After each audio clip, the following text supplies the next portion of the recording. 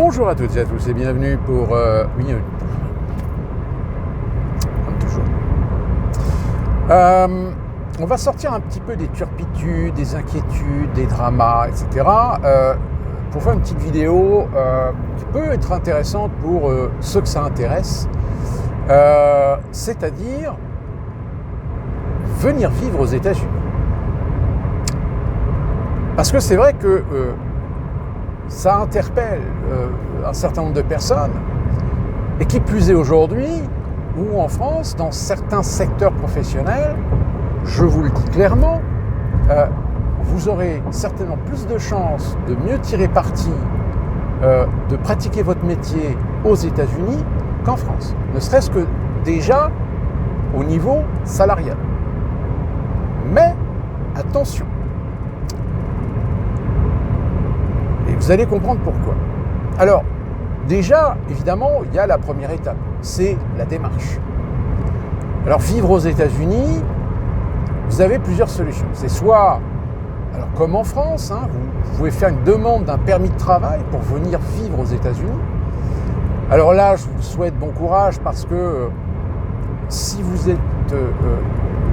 n'avez pas un métier ou si vous n'avez pas déjà une expérience, on va dire, pointue.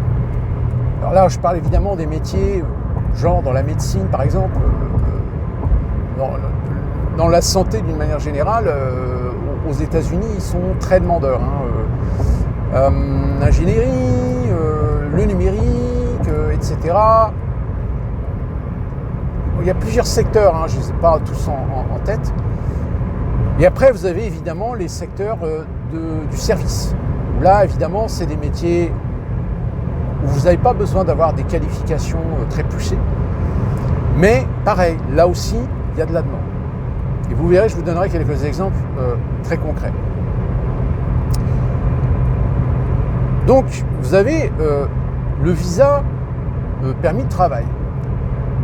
Il y a deux solutions. C'est soit vous faites une demande, mais sans avoir la promesse d'un emploi lorsque vous arrivez aux États-Unis. Dans ce cas-là, ça va être très compliqué, ça va être très long, et il y a 50% de chances qu'ils vous refusent. En revanche, si depuis la France, je dis bien depuis la France, si vous venez aux États-Unis avec un visa touriste et que vous trouvez un employeur, etc., sans travailler chez lui, que vous retournez aux États-Unis, il faut savoir que l'immigration, ils vont vous poser la question, mais comment avez-vous trouvé ce travail? Et si jamais vous leur dites, c'est quand je suis venu en tant que touriste, avec un visa touriste, j'ai rencontré telle personne qui m'a dit voilà, machin, etc. Et ça, non, ne le faites pas.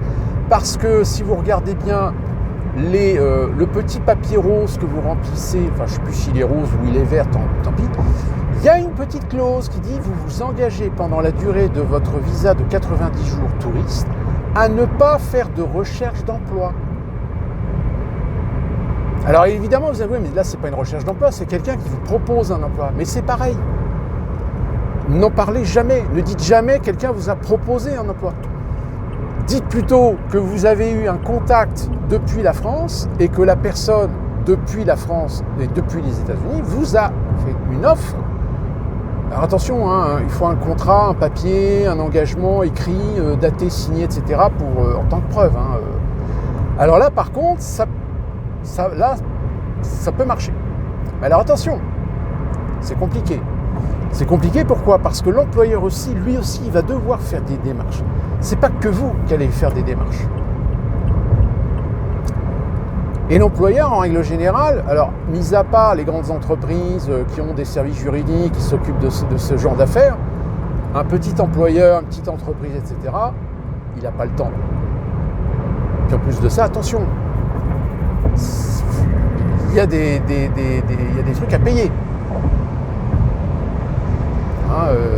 Et les trucs à payer, attention, c'est au moins minimum $500. Minimum. Ça dépend après des types de visas que vous pouvez prendre. Donc voilà, le permis de travail, si vous avez un travail, si vous avez une promesse de travail, etc. Alors pourquoi je vous ai dit tout à l'heure que c'était beaucoup plus simple Avec les grandes entreprises, c'est forcément des métiers où vous avez déjà des diplômes. C'est mieux si vous avez de l'expérience, diplôme supérieur, bac plus 2, bac plus 3, bac plus 4, bac plus 5. Mais par contre, pour les petits boulots, etc., c'est compliqué. Ensuite, comme en France, vous avez le visa étudiant. Mais là, pareil, attention, il y a des clauses. Quand vous êtes en visa étudiant, vous avez la possibilité de travailler, comme tous les étudiants américains. Mais en revanche, là, vous avez, comme en France, la possibilité de faire une demande de transformation de votre visa étudiant à la fin de vos études. C'est-à-dire qu'il ne s'agit pas simplement de dire « Oh, j'abandonne mes études et je travaille ». Non, non. C'est à la fin de votre période avec votre visa étudiant, où là, vous pouvez demander un permis de travail. Et là, souvent, ça marche. Ça marche très très bien. Ça marche tellement bien que c'est pour ça que d'ailleurs, dans les universités aux États-Unis, on trouve énormément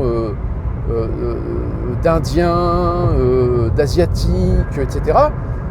Parce que c'est une tactique pour eux de faire un cycle d'études universitaire, d'avoir le diplôme et de faire une demande pour rester aux États-Unis parce qu'en règle générale, ils ont le boulot. Donc à partir du moment où l'immigration, ils savent que vous avez déjà le boulot pour faire un transfert de visa étudiant à visa permis de travail, en règle générale, ils ne vont pas chercher à vous faire chier parce que vous travaillez et vous payez vos taxes. Donc fiscalement, vous êtes viable, déjà viable. Donc pour eux, il n'y a pas de souci. Après, vous avez des visas. Alors bon, vous avez le visa fiancé, évidemment. Si vous rencontrez votre âme sœur aux États-Unis, là pareil, ça peut être long. Là par contre, je peux vous en parler parce que c'est ce que j'ai fait. Ça a mis presque bien 8 mois, 8 ou 10 mois. Et là encore, il a fallu que je vienne ici aux États-Unis, pour montrer que j'ai déjà rencontré celle avec qui j'avais l'intention de me marier. Donc j'avais un avantage parce que j'ai passé déjà du temps, elle était venue en France, etc. Donc on avait déjà une relation, si vous voulez. Alors que si vous pointez la gueule enfarinée avec une demande de visa fiancé avec une personne que vous n'avez jamais rencontrée aux États-Unis, là pareil, vous abandonnez, c'est même pas la peine. Et là pareil, une fois que vous arrivez sur le territoire américain, vous avez 90 jours, c'est un peu comme un visa touriste en fait, et vous avez 90 jours pour vous marier. Une fois que vous êtes marié, une fois que vous avez le certificat de mariage, vous remplissez un autre formulaire et vous fournissez évidemment le document comme quoi vous êtes marié, et là vous avez 2 ans de probation. Et au bout des 2 ans de probation, là, vous pouvez faire une demande. Vous faites la demande, c'est pas automatique, hein, du permis de résident, la carte verte, hein, ce qu'on appelle plus vulgairement la carte verte. Carte verte, c'est un peu vulgarisé, mais en fait, c'est un visa c'est une carte de résident permanent. Je vais y arriver. Et donc, cette carte de résident permanent, c'est le Saint Graal. Et c'est pareil. Quand vous avez un permis de travail, je crois qu'il y a aussi une période de probation de 2 ans. Si au bout des 2 ans, vous avez envie de rester, vous faites une demande de résident permanent, de carte verte. Et l'avantage du résident permanent, c'est que c'est à vie. Alors, la carte, vous devez la renouveler. C'est une sécurité pour eux. Hein. C'est un peu comme en France avec les cartes de séjour. C'est pareil. À ceci près, c'est que, en revanche, le statut de résident permanent, il est à vie. Sauf si vous faites des grosses conneries et que vous passez devant un tribunal et que le juge décide d'annuler votre autorisation de résident permanent. Et avec cette autorisation de résident permanent, oui, quand je vous dis, c'est le Saint Graal. C'est le Saint Graal, pourquoi ? Parce que finalement, sur le plan social, vous avez exactement les mêmes avantages que les Américains. C'est-à-dire que vous travaillez, si vous perdez votre boulot, eh bien vous avez le droit au chômage, parce que vous cotisez. Comme en France, c'est pareil. En France, un émigré avec une carte de séjour, avec une situation régulière, s'il a un travail, qu'il perd son travail, ben il a cotisé. Donc il a les mêmes droits que les Français d'accéder à l'assurance chômage. Donc en réalité, en fait, la carte verte, ce qu'on appelle plus vulgairement la carte verte, bah, finalement, ça vous permet de vivre aux États-Unis comme n'importe quel citoyen américain. La seule différence, c'est que vous n'avez pas le droit de voter, puisque vous n'êtes pas citoyen américain. Et puis, dans certains États, il y a certains droits auxquels vous n'avez pas accès parce que vous n'êtes pas citoyen américain. Et puis après, vous avez la liberté de choisir de finalement vous nationaliser, c'est-à-dire de faire une demande de naturalisation américaine, en sachant que vous avez la possibilité de garder votre nationalité française. Vous pouvez être un binational. En revanche, que ce soit avec la carte verte alors, la carte verte, vous pouvez retourner vivre en France, si vous voulez. Mais en revanche, pour garder le bénéfice de la carte verte, il faut que vous passiez au moins minimum 6 mois aux États-Unis.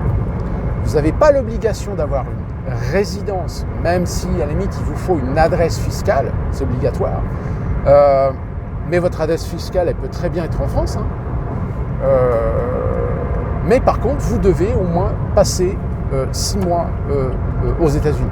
Sinon, si vous n'avez pas passé 6 mois dans l'année aux États-Unis, vous perdez automatiquement le bénéfice de votre carte verte.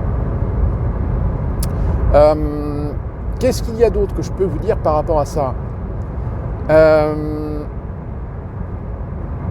pareil, pour le permis de conduire sera toujours calé sur vos visas. C'est-à-dire que si vous avez un visa, par exemple, de 90 jours, vous passerez un permis et votre permis sera valable que 90 jours. À chaque fois, il faudra le repasser.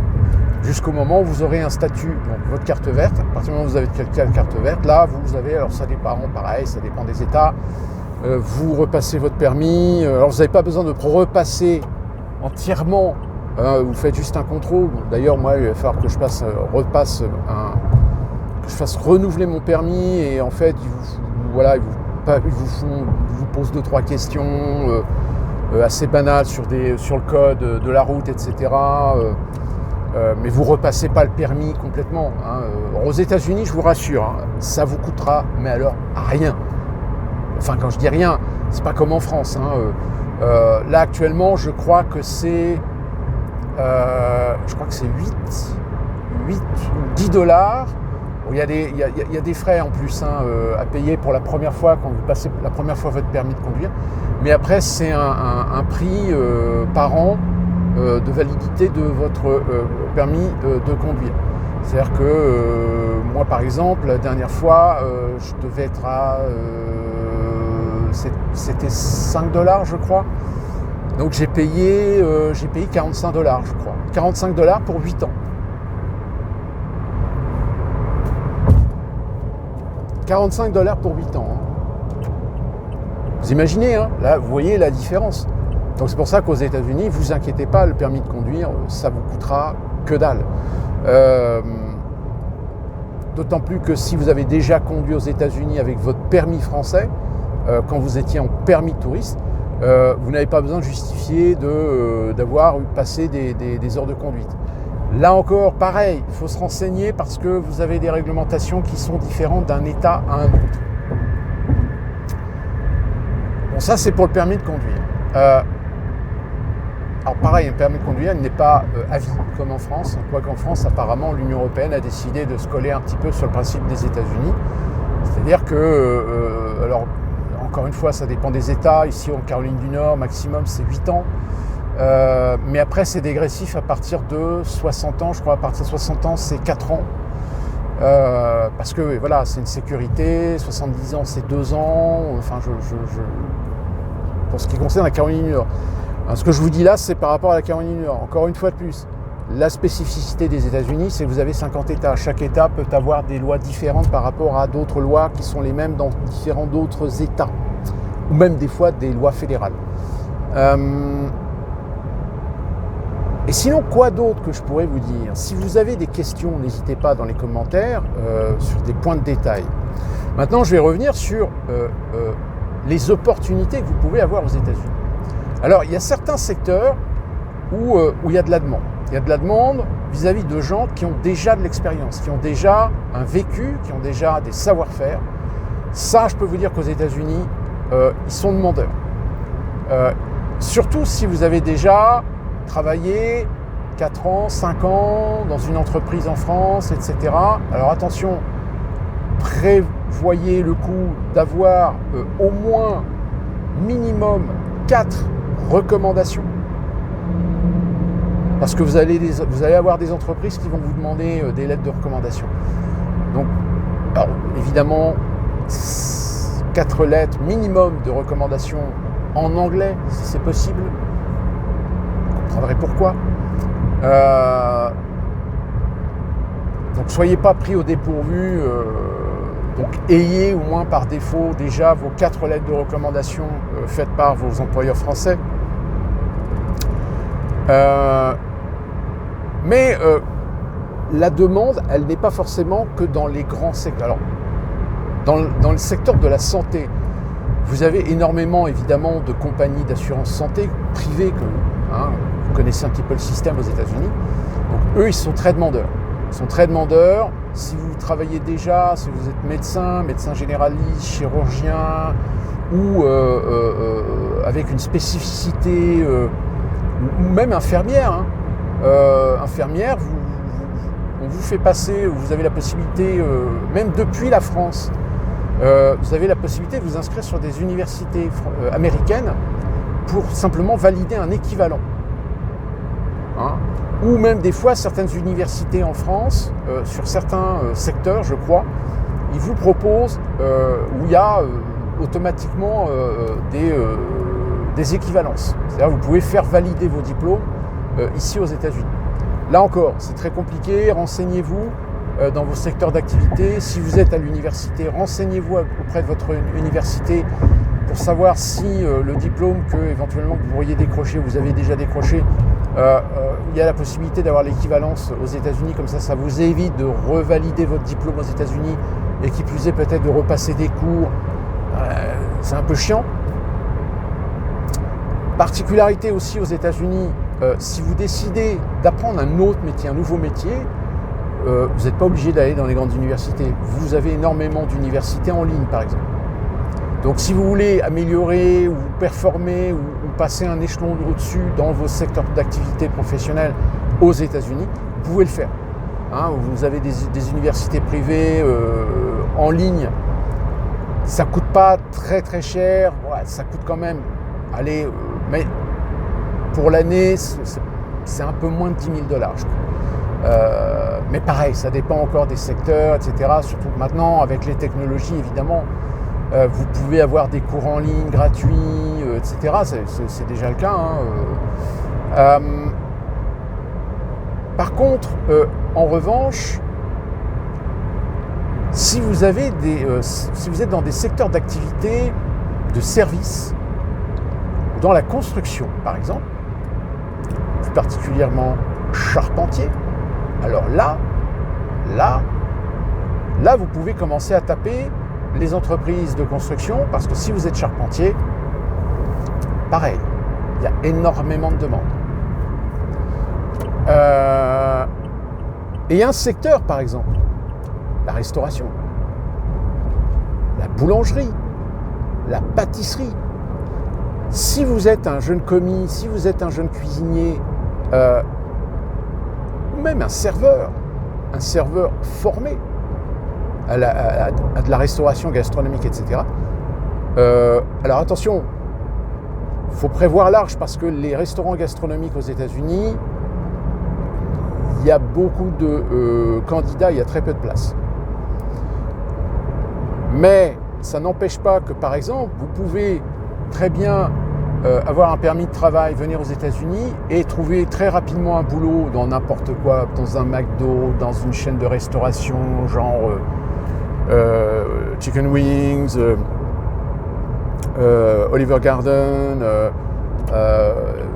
enfin voilà, évidemment, c'est des postes qui ne sont pas très rémunérateurs, mais pour s'installer, pour commencer, c'est déjà bien. Pour ensuite essayer de trouver mieux.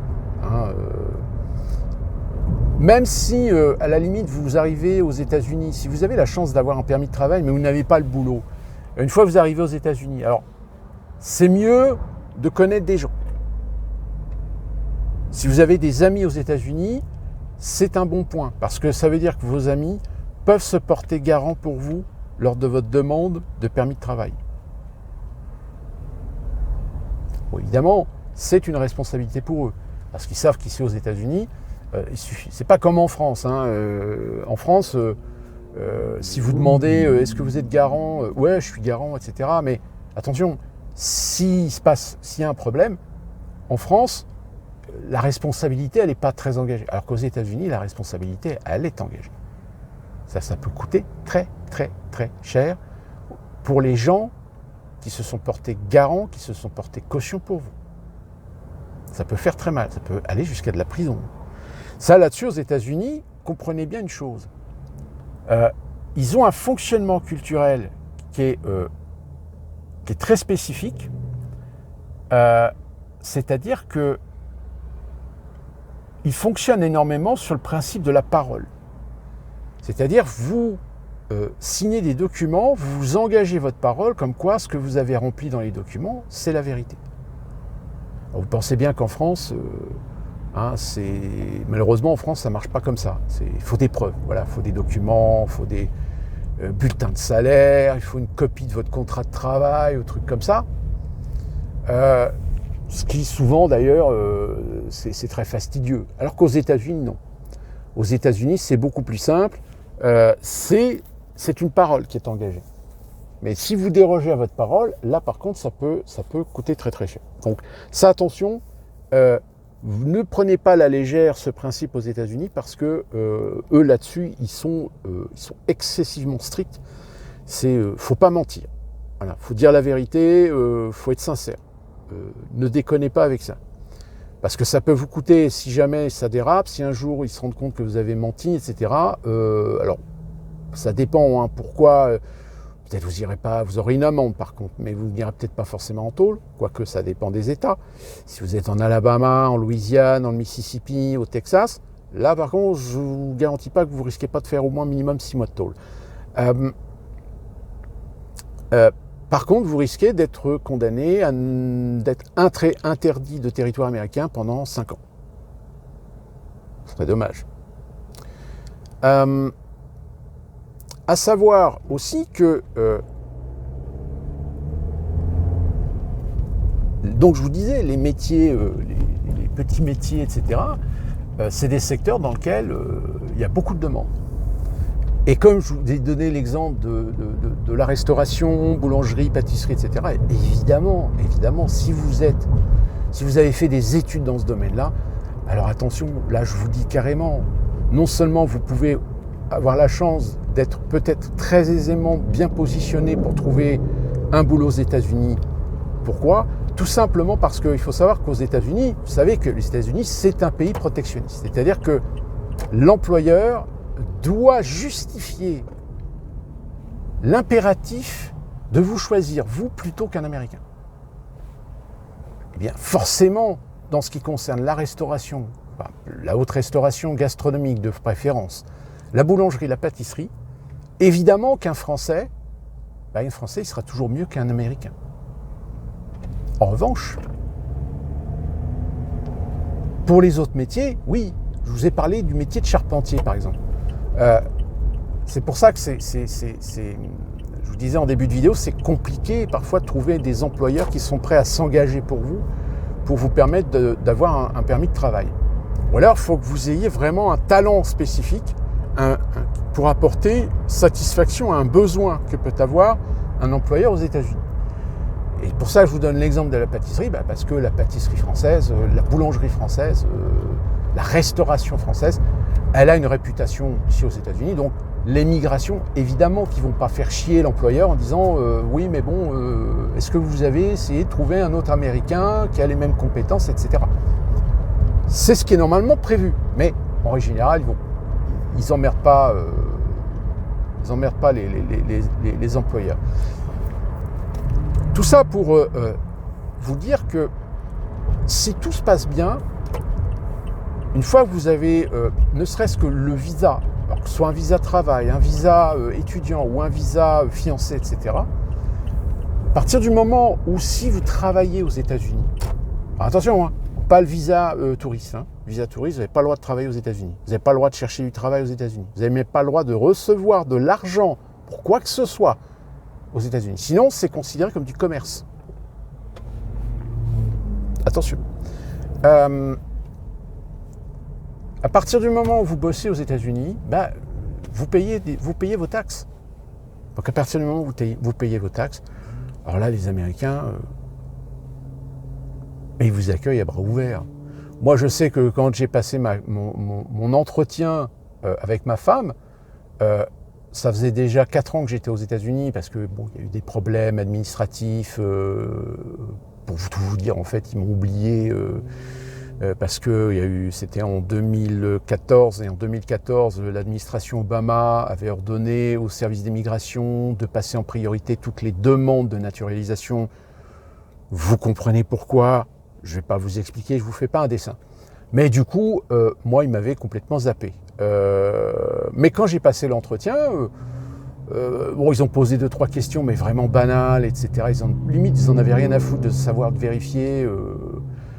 Vu que j'avais rien, j'ai jamais pris un ticket. Ce qu'on appelle un ticket ici aux États-Unis, c'est une amende hein, pour un excès de vitesse ou un bruit un stop. Je veux dire, mon casier judiciaire américain est vierge de tout. J'ai rien. Donc eux, ils le savent. Ils le savent déjà. Donc le mec, il m'a pas posé de questions difficiles. Alors par contre, tout de suite, qu'est-ce qu'il m'a dit? Il m'a dit, tenez, je vous donne les papiers pour faire votre demande de naturalisation. C'est-à-dire que je viens à peine d'avoir la validation de ma carte verte que le mec il veut déjà que je signe pour devenir américain. Donc vous voyez, mais alors par contre, attention, moi j'ai fait ça dans un endroit où ça passe. Évidemment, si vous choisissez d'aller dans des grandes villes comme Los Angeles, San Francisco, Miami, New York, ça va être 10 fois plus dur pour vous. Parce que vous comprenez que c'est évidemment des mégalopoles, des endroits extrêmement demandés. Alors que moi, j'habite à côté d'une ville qui s'appelle Charlotte, dont vous n'avez jamais entendu parler. Qui plus est, la Caroline du Nord, est-ce que, avant que vous le sachiez, est-ce que vous auriez su la mettre sur une carte? Pas sûr. Donc voilà ce que je pouvais vous dire de mon expérience concernant le fait de vouloir vivre aux États-Unis. Mais là encore, je vous le dis, vivre aux États-Unis, ça dépend des endroits. Je saurais trop vous conseiller d'éviter, comme je viens de vous le dire, les grandes métropoles. Je sais, ça fait rêver, etc., mais c'est 100 fois plus dur de s'en sortir dans ces endroits-là que d'aller dans d'autres endroits qui sont beaucoup plus cool, où la fiscalité est plus agréable, voire même parfois la qualité de vie est plus agréable. Le Texas, par exemple. Le Texas, alors je sais peut-être que certains progressistes n'aiment pas le Texas, mais le Texas, aujourd'hui, est un Eldorado. Qui plus est, l'avantage du Texas, c'est que vous n'avez pas d'impôt sur le revenu. C'est quand même pas négligeable. Vous avez certains États du Middle West qui sont intéressants. Alors, si vous aimez la nature, etc., évidemment, vous avez le Wyoming, vous avez le Nevada, vous avez l'Arizona, vous avez les deux Dakota, vous avez le Wisconsin, etc. Mais alors, par contre, dès que vous arrivez sur les États du Nord-Est, là, dites-vous que c'est compliqué. Ça peut être compliqué, ça peut être difficile, parce que voilà, c'est des endroits qui ne sont pas très faciles à vivre et où le coût de la vie est très très cher. En revanche, les États du Sud, je vous dis, la Caroline du Nord, en ce moment, ça commence à tirer pas mal. La Caroline du Sud, très sudiste, donc faut aimer. La Floride, pareil.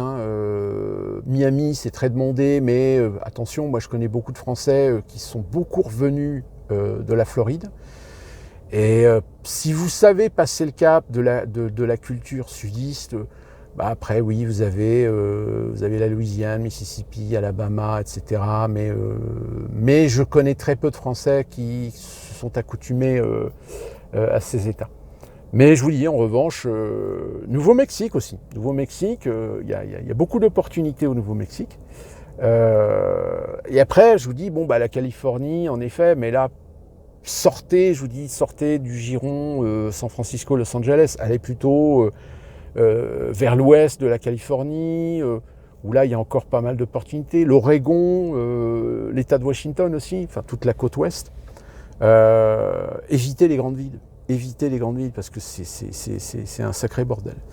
Donc voilà ce que je peux vous dire. Alors il y a peut-être des choses que j'ai oubliées.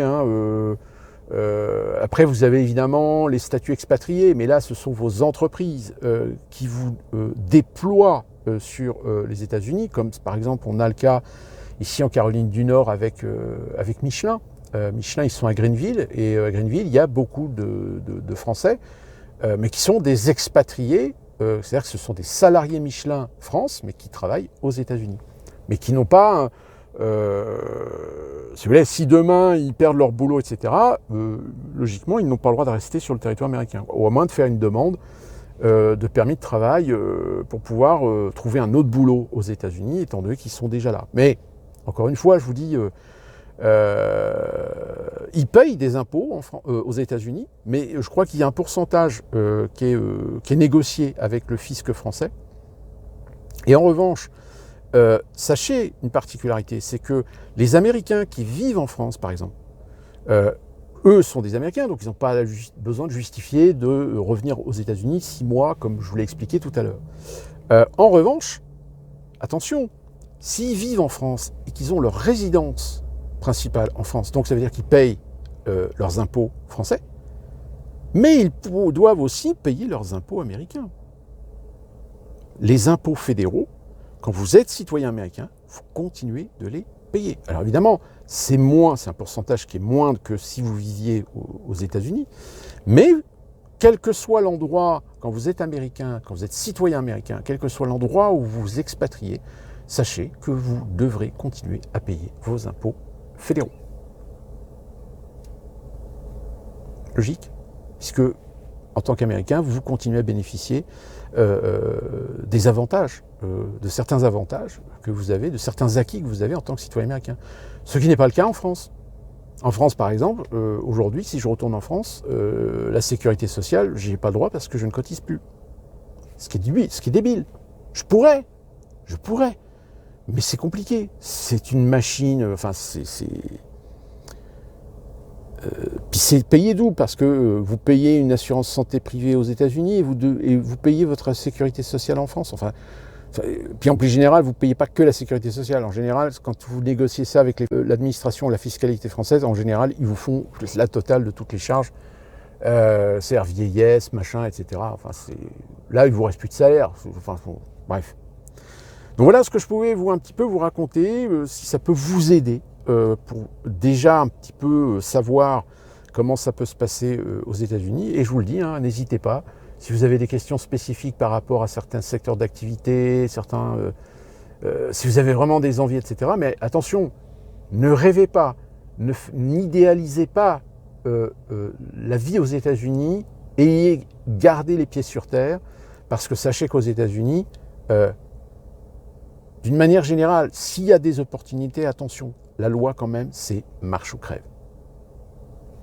Donc ça, gardez-le en tête. D'ici là, qu'on se retrouve pour une prochaine vidéo, portez-vous bien.